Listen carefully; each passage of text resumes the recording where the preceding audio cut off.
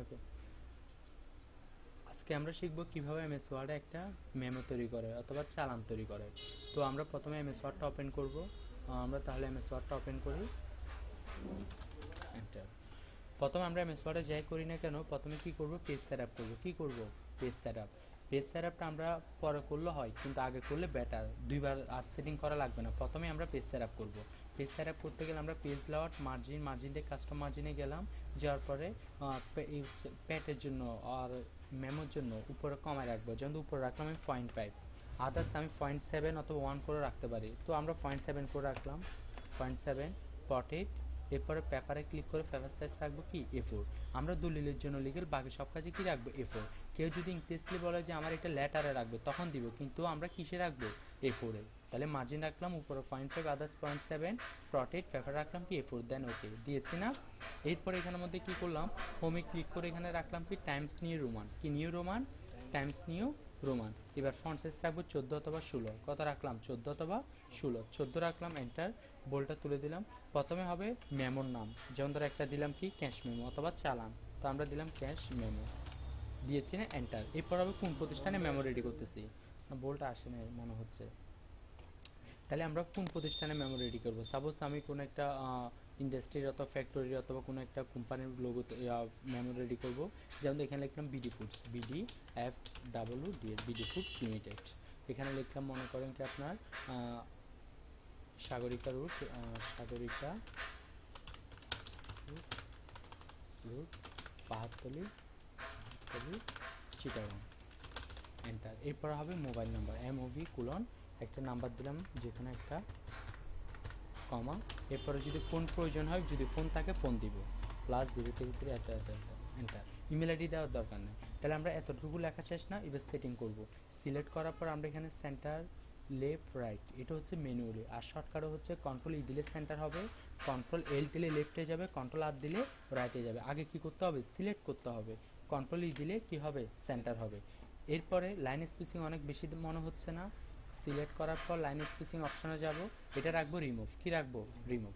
এবার cash memo BD foods limited লেখার font সাইজটা আমরা এখান থেকে বড় করতে পারি, এখান থেকে সাইজটা বড় করতে পারি, কন্ট্রোল ধরে থার্ড ব্র্যাকেট দিয়ে বড় করতে পারি। এটা কতটুকু সাইজ রাখবে এটা কোনো নির্দিষ্ট নয়, আপনার দেখবেন কতটুকু রাখলে জিনিসটা ভালো লাগে, ওইভাবে আপনি সাইজটা বড় ছোটো করবেন, অথবা ঝুমটা ছোটো করে দেখেন। তো প্রতিষ্ঠান আমরা এটা বোল্ড করে দিলাম, আন্ডারলাইনে করতে পারি। আবার অনেকে দেখা যায় কি ফন্টটা চেঞ্জ করে, ফন্ট চেঞ্জ করতে চাইলে আমরা ফন্ট অপশানে ক্লিক করবো, এখানে অনেক ফন্ট আছে, টাচ করলে এগুলো চেঞ্জ হয়ে যাচ্ছে। দেখেন আপনার কোন ফন্টটা রাখতে, এটা ভালো লাগতেছে তাহলে এটা রাখেন, আপনার ইচ্ছা। এরপরে কালার, আচ্ছা যাই হোক এতটুকু লিখেছি না।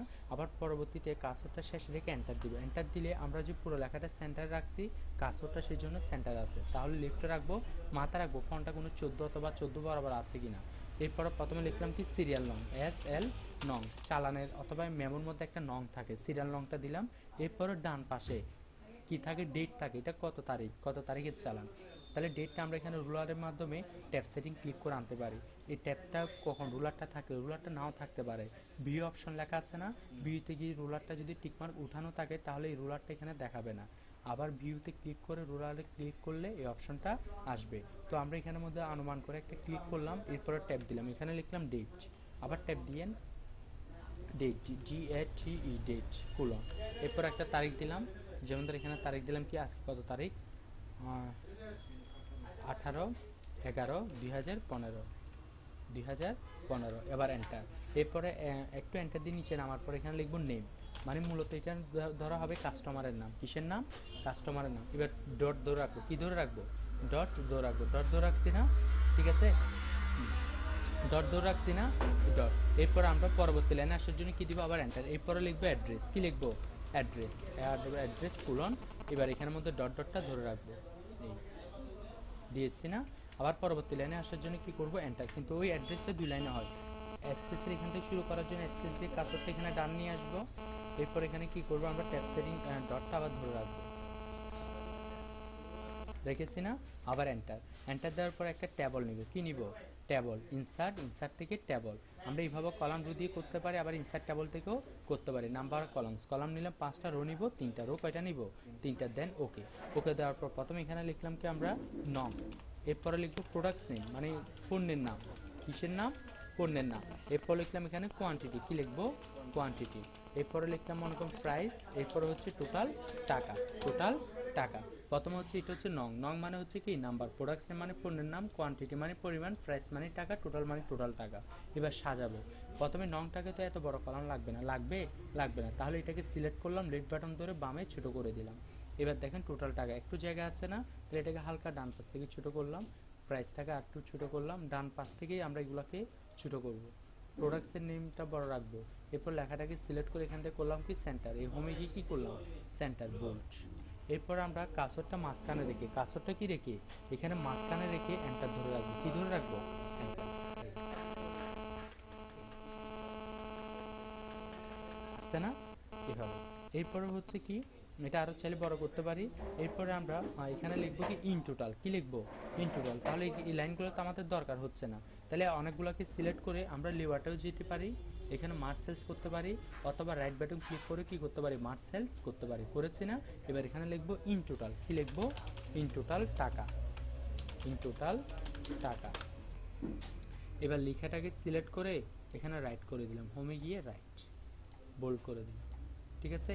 এবার ডাবল ক্লিক করে এখানের মধ্যে লিখলাম কি মনে করেন ইনওয়ার্ড, কি লিখলাম ইনওয়ার্ড, ইনওয়ার্ড মানে এটা কথাই হবে, কি হবে কথাই হবে। এরপর এখানে মনে করেন লিখলাম কি কাস্টমার সিগনেচার অথবা ম্যানেজার সিগনেচার অথবা অথরাইজ সিগনেচার যেটা হয় সিগনেচার। এরপরে আবার এখানে আগে ট্যাব সেটিং করা ছিল অথবা ট্যাব দিয়েও আসতে পারি, এখানের মধ্যে লিখলাম অথবা কি কাস্টমার সিগনেচার, যে কাস্টমারের মালটা বুঝে পাইছে ওটা সিগনেচার, অথবা যেটা লিখতে বলে। এরপর সিগনেচার করার জন্য উপর একটা লাইন দিতে হয় না, লাইনটা দিতে গেলে আমরা ইনসার্টে যাব, শেপস, লাইনটা ক্লিক করলাম। এবার লাইনটা এখানের মধ্যে টানবো, টানার সময় একটু শিফট ধরবো, কি ধরবো শিফট। লাইনটা যখন টানবো অটোমেটিকলি ড্রয়িং টুলটা অটোভাবে চলে আসবে। শেপ আউটলাইন অপশনে ক্লিক করার পর কালারটা ব্ল্যাক করলাম, আর এটাকে যদি মোটা চিকন করতে হয় শেপ আউটলাইনে ক্লিক করে ওয়াইড অপশনে গিয়ে এখান থেকে চিকন মোটা করতে পারি, ঠিক আছে, অনুমান করে একটা রাখিয়ে। এবার পাশে রাখার জন্য আবার টানবো না, এটাকে আমরা সিলেক্ট করেছি না, সিলেক্ট করার পর কন্ট্রোল ধরে টান দিলে কপি হবে, কন্ট্রোল ধরে টান দিলে কি হয় কপি হয়। কিন্তু এটা বরাবর সোজা রাখার জন্য আমরা কি করব কন্ট্রোলের সাথে সাথে শিফট ধরবো, আগে কিন্তু মাউস ছাড়বো, কন্ট্রোল শিফট চেপে ধরে রাখবো, মাউস ছাড়ার পর তারপর কন্ট্রোল শিফট ছাড়বো, ওকে এভাবে। এবার আমরা যদি কালার দিতে চাই, এটা আমরা ইচ্ছা ব্ল্যাক অ্যান্ড হোয়াইট রাখলো ইচ্ছা, তো কালার দিতে গেলে আমরা যেমন ভিডিও ফুস লিমিটেড সিলেক্ট করার পর ফন্ট থেকে কালার দিতে পারি, এখান থেকে দেখি কোন কালারটা ভালো লাগে, ওই কালারটা আমরা এখান থেকে দিলাম। এরপরে মনে করেন এখানের মধ্যে নং এখানে সিলেক্ট করলাম, এবার এখানের মধ্যে ফিল কালার গিয়ে হালকা যে কোনো একটা কালার দিই যেটা ভালো লাগে, ঠিক আছে। এবার মনে করেন কোয়ান্টিটি এখানে সিলেক্ট করার পর ফিল থেকে এখানে অন্য হালকা একটা কালার দিই, মনে করেন টোটাল টাকার এখানে ক্লিক করে এখানে ডিফারেন্ট একটা কালার দিলাম, দিয়েছি না এভাবে। এরপরে হচ্ছে কি এগুলোর মধ্যে আমরা কালার রাখতে পারি অথবা না রাখতে পারি। এবার প্রিন্ট আউট করতে গেলে এটা কী হবে এভাবে প্রিন্টটা দেখাবে, ঠিক আছে। একটা মেমো হয়েছে আমাদের এভাবে, তো এইভাবে মেমোটা আমাদের অনেক সময় কী করার প্রয়োজন হয়, বিভিন্ন কোম্পানি প্রয়োজন হোক না হোক এমএস ওয়ার্ডে কী কী করা যায়, মেমো রেডি করা যায়, এটা করা যায়, যা করা যায় সেটা আমরা শিখবো মূলত। তাহলে এইভাবে একটা মেমো রেডি করা যাবে, প্রিন্ট করলে অনেক সুন্দর এইভাবে প্রিন্ট হবে, ওকে ক্লিয়ার ক্লোজ।